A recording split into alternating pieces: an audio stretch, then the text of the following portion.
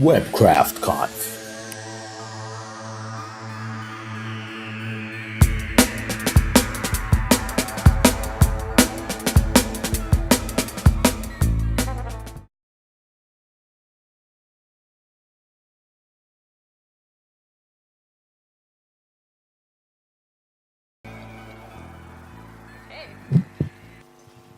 That was really long compared to everybody else's. Cool. Okay, awesome. Well, that was cool. I encourage all of you to speak at a conference one day if you haven't already, just so you can see something like that about yourself. That was kind of interesting. Cool. So, how's everybody feeling after lunch? Good?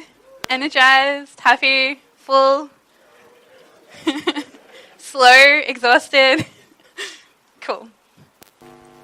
Okay, so I guess I said what I'm going to be talking about today. I want to tell you about user experience as an inclusive activity that everybody in a team can and should be a part of.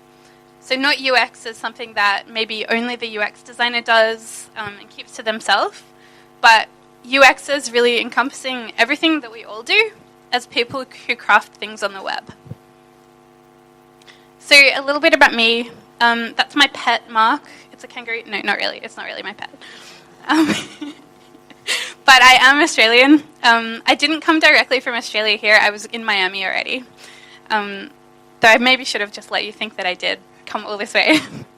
So I've been working in Australia for almost 10 years now, doing what I think we're calling these days full stack design, like full stack development. So I do everything from the early stages of research, from like validating product market fit, all the way through implementation, visual design, agile iterations, working with the development team while they build.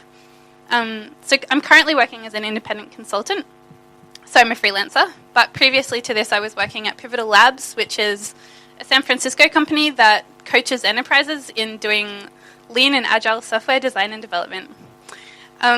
So prior to that I worked in a startup, prior to that I worked in marketing, I did some front-end development, so I've kind of had my hands in a bunch of different areas of design, which is how I got to where I am right now.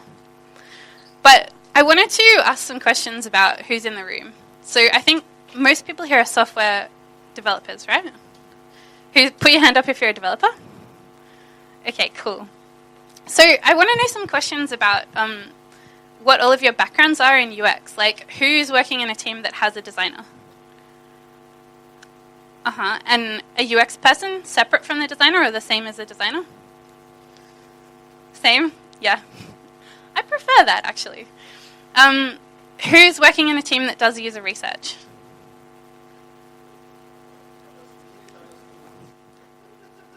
Does it? And needs it?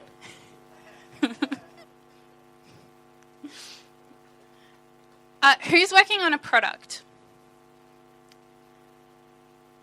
And how about who's working in like consulting or an agency? Okay, cool. So we're mostly people who are who's not sure. Okay, cool. I think I've got a pretty good idea of who's in the room. Who has trouble understanding an Australian accent? I'll try to speak slowly. Yeah. So I love UX. This is what I do for a living every day. I feel really privileged and really lucky to be able to say that I love what I do. And I love it because I love people. And UX, I think, is just all about people. So I see the role of user experience being empathy in action. So basically looking at and researching a group of users, a group of people, users of a product, and learning what is it that drives them. Like, what are their days like? What do they worry about? What's hard for them that we could make easier? What information do they need at what point in their day? And I've been really lucky that I've been able to, over the last few years, get to understand and work with really diverse different groups. And this is one of the things that I think is cool about UX. Like, I've worked with primary school teachers, I worked with technical salespeople, I worked with people whose internet was broken and they needed to fix it. I worked with drivers who just lost their license.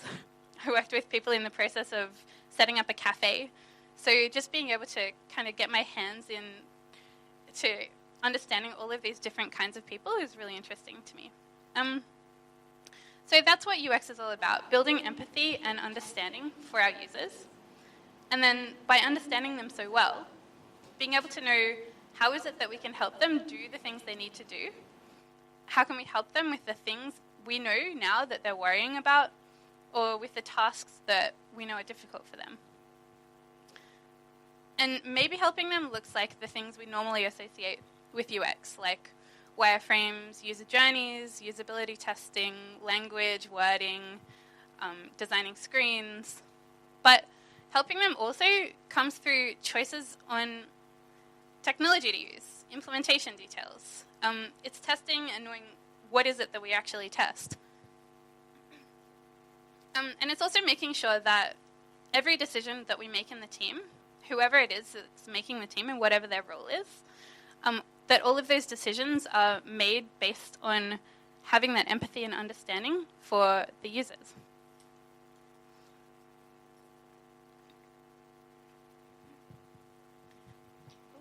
So this is why I say that everybody has a little UXer in them. Because if UX is about understanding people, then that's something that we all do, because we're all people. That's what we do, right? So I kind of want to bring it back to that, like in this world of technology and the whirlwind of what it is to build and craft and release software out into the world. It's really, in the end, it's all about people, right? The people who are going to be using your product in the end. So what about development? So we're talking about creating a product that people love, that's really easy to use, software that people want to use again and again. And I'm a designer, but even I say that there's only so far that designers can go with that. Like, we can make perfect screens, we can make beautiful requirements lists or perfect user flows, but in the end, the real product that people experience, what's in people's hands, is the thing that's made by developers. And so many decisions go into the building of that have to be like the wheelhouse of the development team only. And so that's why it's super important to me that developers in particular get into UX and care about building that empathy and understanding for their users. Because when those decisions are made, informed by having that empathy and that understanding, then I've seen it again and again, the products are better. And the teams are happier and the users are happier as well. So that's kind of my point. Users are better off and products and teams are too when everybody in the team gets a chance to participate in building that empathy and that understanding. And to my mind, that empathy and understanding comes through doing the activities of UX and the activities of user research. So let's talk a little bit about that, how to create a UX process that includes the whole team. So basically doing a lot of the things that Denise mentioned this morning, user testing, user testing, making paper prototypes, field research, usability testing, how to make those collaborative, inclusive activities. So I'll tell you a little bit about an example of a project that I ran. So what we were doing was designing an app for the Australian driver's license. So a little bit of context. In Australia, if you're driving a car, you're obliged to carry your plastic driver's license at all times. If you get pulled over, you have to be able to show it, and it's illegal to not be carrying it. But also, the driver's license acts as the primary method of identifying yourself for most people in Australia. Excuse me. So we don't actually have a national ID card or a voting license or anything like that. Most people have a driver's license and carry that as their ID. So that's the background. And the project with the client I was working with was to create an official digital version of this. So that was kind of as far as the clients had gone when they came to us. It was like, we think we should have this, we think we should have a digital version. Some other countries have it and it seems to be going well. We have an idea of why somebody might want it to be digital. Let's do it. Let's build it. So it was my job to run some user research and find out, actually, why would people use a digital driver's license app? Who would that actually be useful for? When would they be using it? what is the purpose of actually having it, and why would somebody take that step to download it? So first I asked myself, we start with the users, right? This is where you always start as a user-centered designer. I asked myself and my clients and my team, who might a digital driver's license be useful for? So we brainstormed as a group ideas for that. And some of the ideas we came up with were, maybe it's people who drive for work a lot. So if they misplace their license, it could really affect their livelihood. Maybe that would cause somebody to be engaged enough to download this app. Maybe it's people who are just getting their license or just renewing it.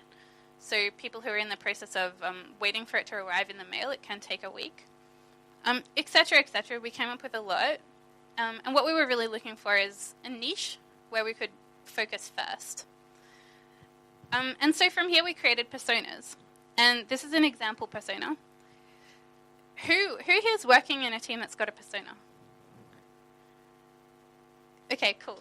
A couple. Yeah. So essentially a persona is like a personification of who your users are. So a way to kind of give this person a name and really define who they are, what their defining features are, what their pains and needs are, what activities they're doing day to day. And it really gives you, I guess, a name that you can refer to in terms of like, well, who is this for? It's for Adrian. Who is this feature for, that is. Anyway, so this looks so sketchy and temporary because it is. It's designed to be. We come up with these in a workshop together and using paper and pens with the team. And in this way, the team is involved from the start in coming up with who are we actually going to be researching with and why? Who are we talking to first? And everybody is involved and everybody is bought in. So let's talk about user interviews. I've seen user interviews done in a lot of different ways. And this is the way that I specifically do it to include the people from the team. So the number one way is note takers. I usually structure my interviews to have one person leading the interview and one person in the room taking notes, and then that person can ask questions as well if they want to. So I think it's a really nice way to get people into the room with you, like especially engineers and developers. Also great because they're usually quite fast at typing. So this is that laptop here on the side, and that person is taking notes. I also really encourage people to just jump in and like run some interviews at some point after they've watched a few, because I think it's not something that needs to feel like only a UX person can do this or only a researcher can do this. I think it's something, if you can talk to people and if you can listen to people, then I think running user interviews is something that you can do. And the benefit of actually jumping in and speaking to people is so high that even if it's not the world's best user interview that's ever been run, the benefit of doing it is just so much. The other way that I like to include the team is, you can see here that this is a screenshot of a video call. So every time we do user interviews, just set up a viewing link. Basically, anybody else in the team, you can see Ed and Brendan, like they're not in the room, they're just watching over the video call. And just use a normal laptop set to fully dark so that the person being interviewed, the guy in the back, can't see that he's being filmed. Obviously, of course, we check beforehand that they're okay with that, but at least they don't feel strange about it, being able to see themselves on screen. So I encourage everybody in the team, whether they're engineers, product people, business people, developers, testers, everybody to log in, watch an interview, come in, be note takers, actually actively participate in that research process. And then when we go ahead and synthesize the findings, so essentially this is what we're doing here on the board with all of the post-it notes. Each post-it note is one kind of thought from one person who's been interviewed. And then what we're doing is trying to think about what insights have we seen come through from different people, and then pulling out those post-it notes and putting them together in a spot so that afterwards we can say, oh, we learned this, we learned that. And I think this is a really awesome thing to do as a group, especially full of people who have some context on the project but aren't necessarily researchers, because having that diversity of thought results in much broader and better insights than anything that you could do alone. And it also means that everybody in the team is engaged with what we've learned and understands why would we make this decision to change the design or move forward in this way or another. So we've done some research. Now we want to think, what do we design? Where do we go with it? What do we sketch? So this is another opportunity for a group activity within the team. So this picture here is the result of an ideation session. I call it the molecules workshop. So you can see over on the right-hand side all of these pieces of paper with 3 circles on them. So each of those three circle shapes has one user, one problem, one solution. And what we actually do is get the whole team into a room, and then everybody writes quietly by themselves on their own pieces of paper, and then puts them up on the wall, and then here we're sharing them. So there's a lot of workshops that are run this way, and this method is really good at getting everybody to have their voices be heard equally. So, as I'm sure probably everybody knows, in different teams there can be loud voices and quiet voices. Some people maybe have a little bit more trouble being heard. Some people have no trouble being heard.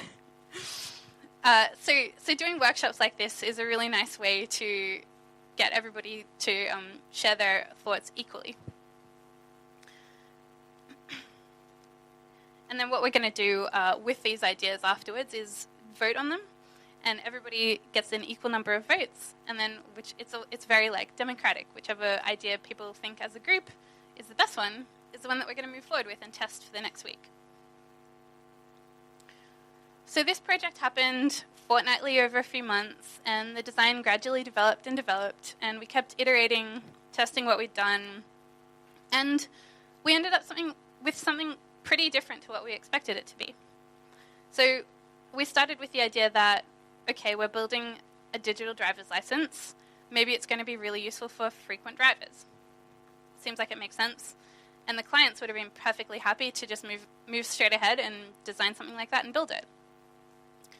But what we actually found was that the people who used their license the most, like took it out of their wallet or was in frequent usage, were young people who were just using it to get into pubs and clubs. It's proof that you're 18, basically. And almost everybody else we spoke to who wasn't within that demographic was like, I have my license and I use it maybe every few months. Maybe like when I go to the bank, I don't get pulled over, sort of thing. So what we were able to do was, from the findings of this research, we were able to target those users who were most likely to actually want this app and download it and keep it and use it. So you can see that what we did was actually highlighted their age, the fact that they're 18 plus, before they even logged in. And I've anonymized these because it's not live, but yeah. So before you even log in, you can prove that what your age is. And we also worked with pubs and clubs to implement scanners. So this is a QR code, and what they can do is actually just scan it like under a scanner to get let in. Because one of the things that we found was that your driver's license has your address on it, and some people like brought up the fact that they didn't really love showing their address to like a bouncer at a club. So we were able to sort of actually provide extra value on top with this digital license, as opposed to just straight up making it parity with the plastic version. So you can see that we ended up with something different to what we expected we would as a result of research. And the cool thing was that everybody in the team and all of the clients as well were on board with this change because they'd been a part of the research, they'd been there, they'd seen what had happened. We didn't have to sort of do any, oh hey, we've completely changed the idea. Here's why. So to wrap it up, and I think I've only got a couple of minutes left, running a UX process that involves the whole team. If you're a designer or a UXer, I think there's only like 1 or 2 in the room, but basically run workshops with the team whenever possible to come up with new ideas, new features, sketching. Encourage everybody to join in. And I think to a large extent it's just about having an inclusive attitude. So how do you treat ideas and feedback that come from non-designers Do you take advantage of the different perspectives that are available in your team? And if you're a developer, what you can do is try to use the feature that you're building as though you're using it for the first time. So imagine that you don't understand how it works at all, and see where you might trip up or be confused. Make time to join into user interviews if they're happening, or even run them. Like if they're not happening, see if there's some way that you can you get in touch with who your users are? Can you find them? And can you just talk to them? Can you call them? Can you bring them in? Can you take them for a coffee? What I've found is that, and I mean, I've done that. Or can we buy you lunch? Just come in and hang out with us for an hour, so we can talk to you and just show them what you've designed or show them what you've built, talk them through it, get their feedback directly, ask how is it that you use this. It's a thing, you can do it, and just think user first. So to conclude, I want to say the point again. Everybody who's involved in creating products should be caring about UX and building that empathy and that understanding of who you're building for and why, because UX is just about the real people who are using the thing that we're spending our days building. And making them happy means that we did a good job. Thank you.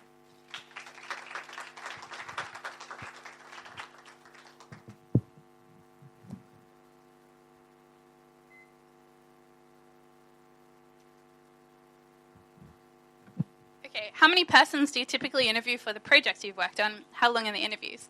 So typically, I talk to 5 people per week. 5 minutes. Typically speak to 5 people per round, and usually run 1 round of user interviews per week, sometimes per fortnight. And the reason for doing 5 is that if you're able to create a tight enough niche of people that you're speaking to, for example, like we didn't only speak to people with a license, because those 5 people would be very different from each other.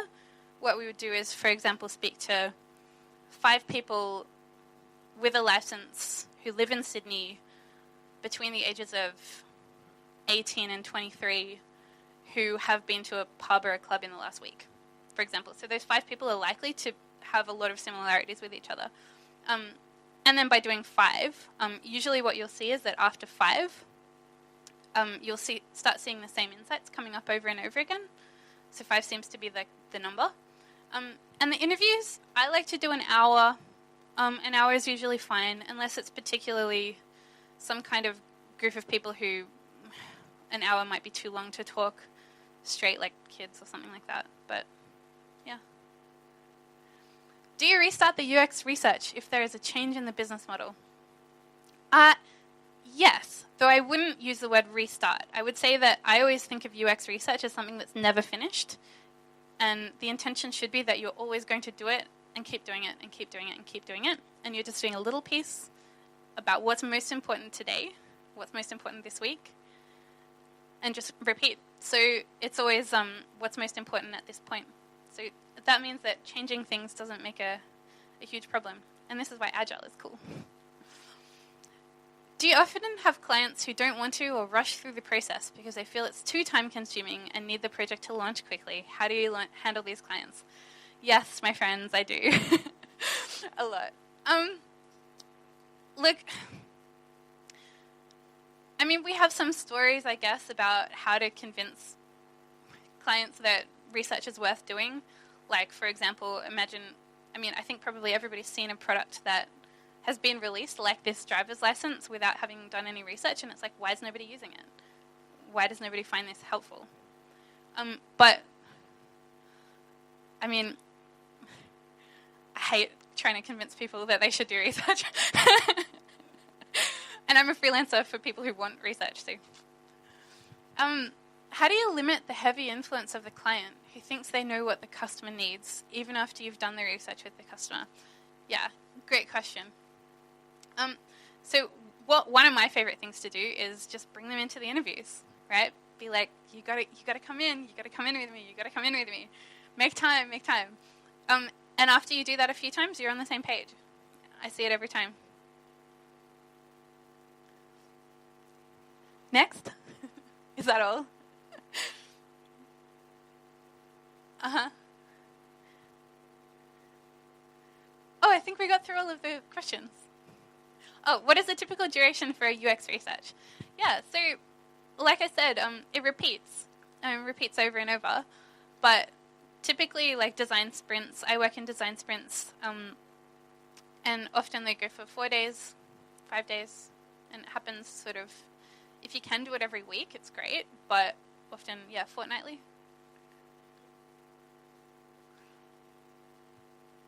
Can you provide more information on how you prefer to tabulate your results and reports from the user research? Yeah, sure. So often, like the way that we talk about it, we talked about it at Pivotal Labs, is that the product is the documentation. So rather than creating huge amounts of here's why and here's what, it should just be that like the information is stored in the people in the team's head. Everybody has full context, and the product itself acts as, like, to a large extent, your documentation. But I do also always record the key insights, I suppose, and the key pieces of data from the research in. I do it as quickly as possible. Basically, I don't want to spend a lot of my time on creating reports that almost never get read. I just create sheets, like, what's it called? Slides? Just slide decks. Yeah. Can a developer become a UX researcher since it requires some level of objectivity?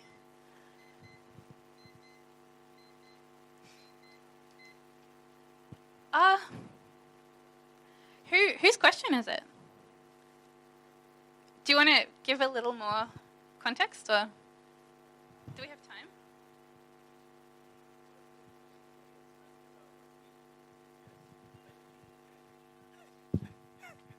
All right. As developers, we often think about what basically we think that we know what the customer wants. To do the research, you have to start from a blank slate, so to speak. How do a developer erase your knowledge and then listen to every if-then-else statement from the customer? Yeah, good question. I think it is really hard to get that level of objectivity, especially if you're so engaged with having been creating this thing. But I've seen a lot of people do it, and I think if you put your mind to it and just try to listen to somebody, and there's also a lot of techniques around asking questions that aren't leading, just asking very open-ended questions and not putting any answers in somebody's mouth, and just working on your like sort of open-ended listening skills. I think it's possible.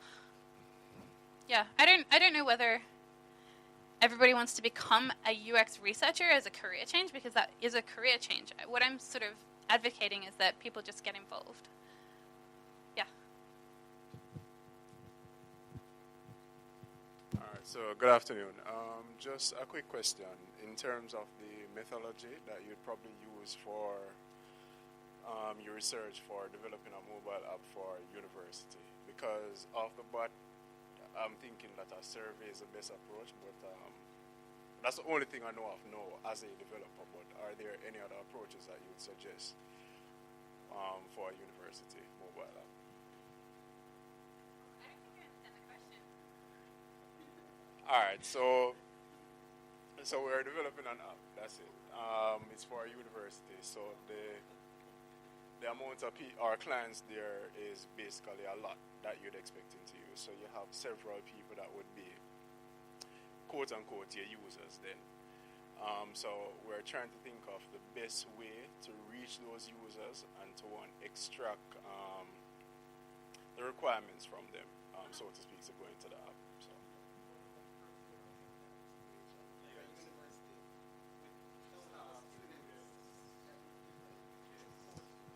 Yeah, so to tell it quickly, I think step one would be to work out the smallest group of people who you can speak to first. So who are your top users? Who are most important? Maybe, does this app already exist? Are there users already? Talk to them. If you've got users, talk to them and ask them, like, why are you using it? Maybe you probably already know, but I bet you there's some reasons that you don't know already. Just talk to them. Reach out to them if you have their contact details. Hey, we want to buy you lunch. Or like, even don't we want to buy you lunch? Like, if I think it can be a really good indicator of whether they actually care about your software if they're willing to give you an hour for free. Just start there.